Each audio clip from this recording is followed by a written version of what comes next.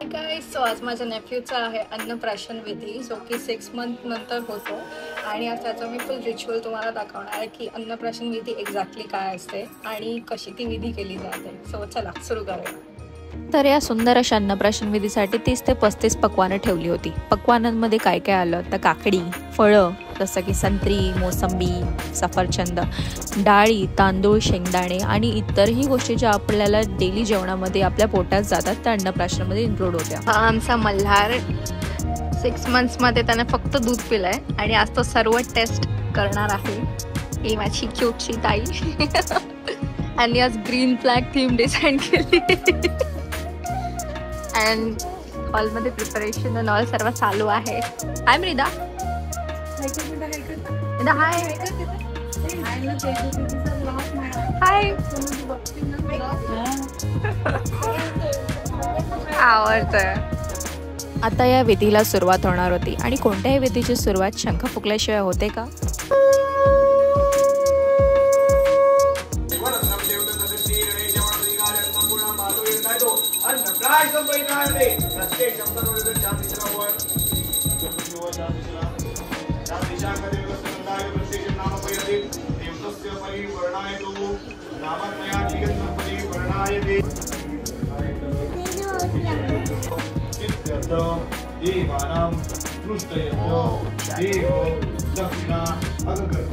पानी से दिया जला रही है साईं बाबा.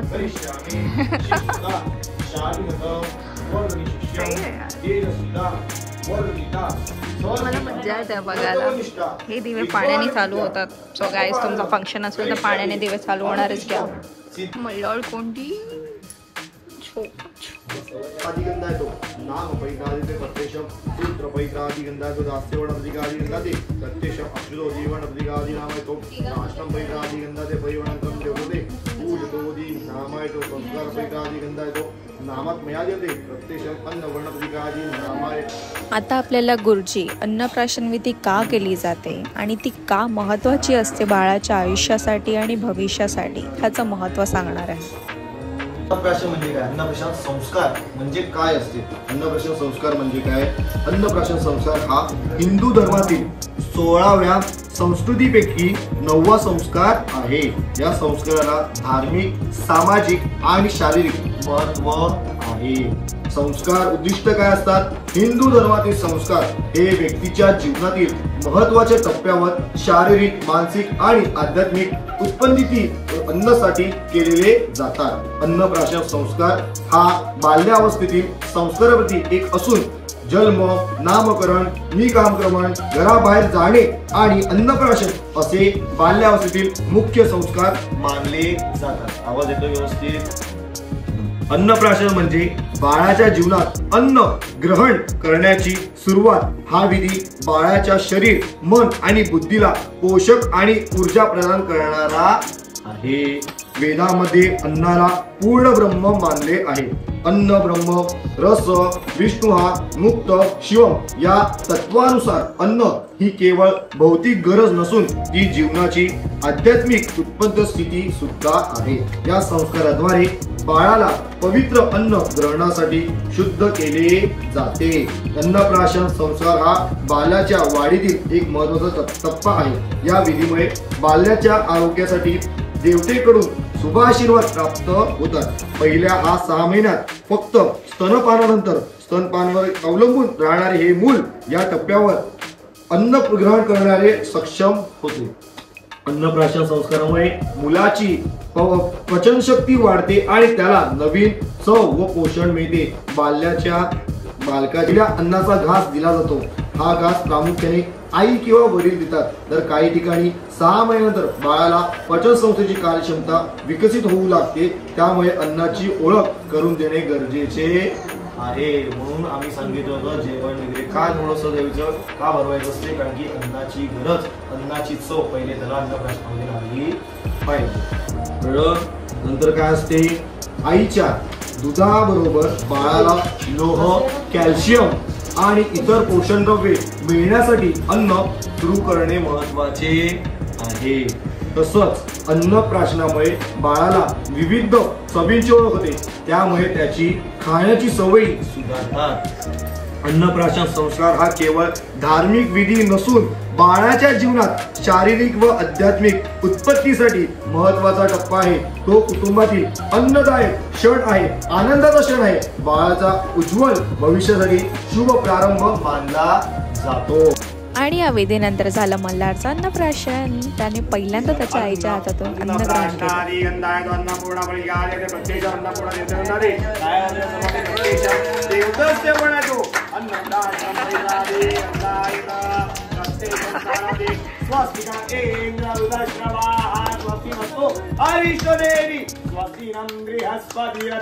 दादादो प्रत्यक्षं गोत्रिगोरी अन्नपैरादे नामपैरादे ओम हिरण्यवादे सत्यगुणाः गुणमुखं स्वपूज्यात्वं सत्यधर्मद्वैतादे ओम पद्मासुदे पद्मयतो स्तोत्रं सरस्वते उभयं देशत्वादे च भवतो आयते प्रत्यक्षं अन्नप्राशनं परिवर्णायत ओम देवी वायमन्त्रया देवाः विश्वरूपाव्रतं वन्दादे साधमन्त्रादिजादुः देवगादं दृष्टाद्वे ईशवादं नमादो ओम अन्ने प्रत्येकारुजा नमो देवादियादो. तर अशा प्रकारे तुम्ही बघितल्याच असणार. सर्वात पहिला घास अन्नाचा, त्यामध्ये होतं साधं तूप, आपलं साजूक तूप जे घरी काढलेलं असतं ते साजूक तूप होतं मल्हारला दिलेलं. आणि पहिलं अन्नप्राशन त्याच्या आईच्या हातून म्हणजे मानसीताईच्या हातून झालं, मग वडिलांच्या हातून, आणि मग जे कोणी घरामध्ये वडीलधारी माणसं आहेत सर्व नातेवाईक त्यांनी सर्वांनी मिळून मल्हारचं अन्नप्राशन केलं. खरंच इतका सुंदर विधी आहे हा, आणि आजकाल सर्वांनी आपण हा केलाच पाहिजे, कारण त्यामुळे बाळाला आशीर्वाद मिळतात. पुढे भविष्याच्या पुढच्या वाटचालीसाठी त्याला भरपूर आशीर्वाद मिळतात आणि चांगलं अन्न ग्रहण करण्याचाही महत्त्वाचा आशीर्वाद मिळतो.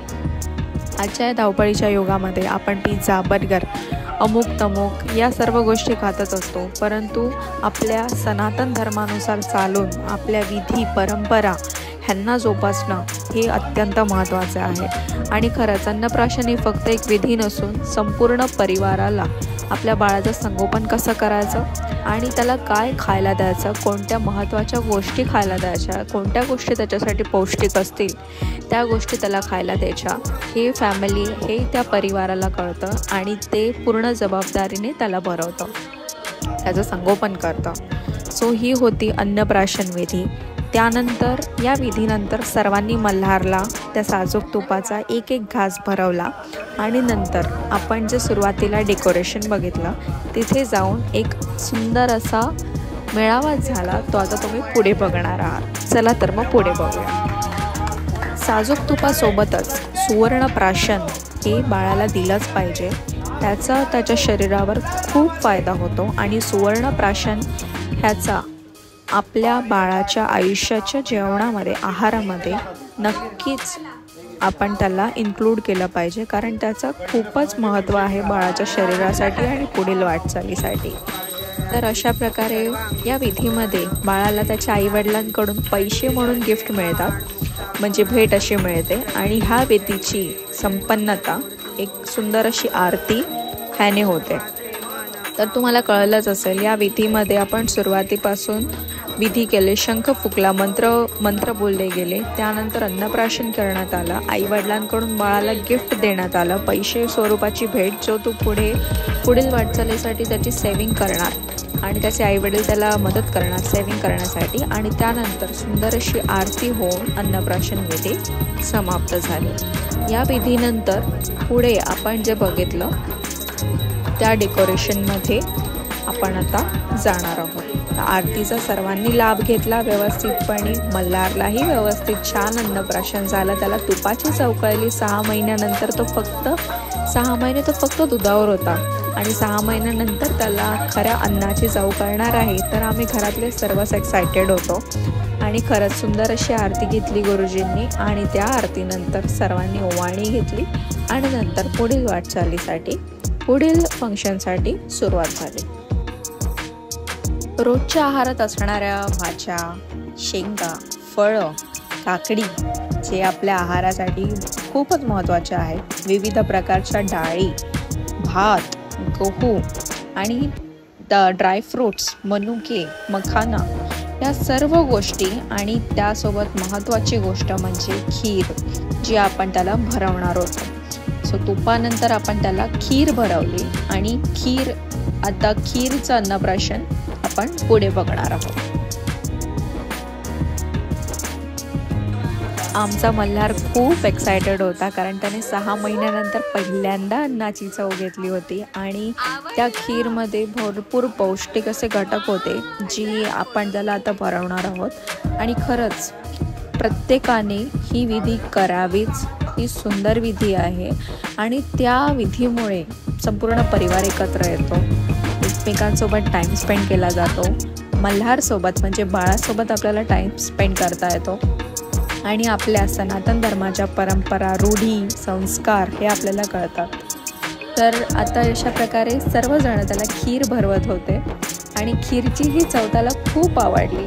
त्याने 6 महिन्यानंतर पहिल्यांदा काहीतरी खाल्लं, तर त्याला खाल्ल्यानंतर थोडीशी सुस्ती जशी चढत होती, पण त्याने कोणालाही नाही असं म्हटलं नाही. त्याने आनंदाने सर्वांच्या हातून त्याने खीर खाल्ली. आणि खरंच आमचं मल्हारही खूप ग्रेट आहे आणि आम्ही सर्व ग्रेट आहोत की आमच्या आयुष्यामध्ये आम्हाला सुंदर विधी अटेंड करता आला.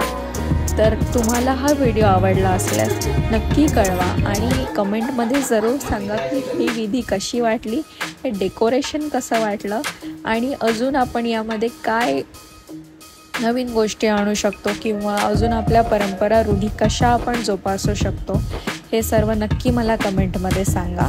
आणि हा व्लॉग आवडला असल्यास नक्की शेअर करा, सबस्क्राईब करा आणि लाईक आणि कमेंट करा. धन्यवाद.